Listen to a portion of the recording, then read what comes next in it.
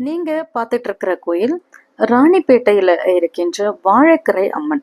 இன்னைக்கு பார்த்தீங்கன்னா ஆடிப்பூரம். அதுல அம்மனுக்கு நிறைய பேர் அழகா வளையல மாலையா சாத்தியிருந்தாங்க. அந்த அம்மனுடைய காணொளியை தான் நம்ம பார்க்குறோம். நம் வாழ்க்கையில ஏற்படுகின்ற பல்வேறு இன்னல்களுக்கு இந்த அம்மன் நமக்கு நல்ல வழியை காட்டுறவங்களா இருக்காங்க. வாழைக்கரை அம்மன் அப்படிங்கிறது வாழைக்கரை அம்மன் அப்படின்னு அழைக்கப்படுது.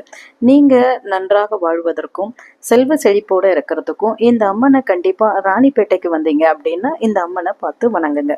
நன்றி.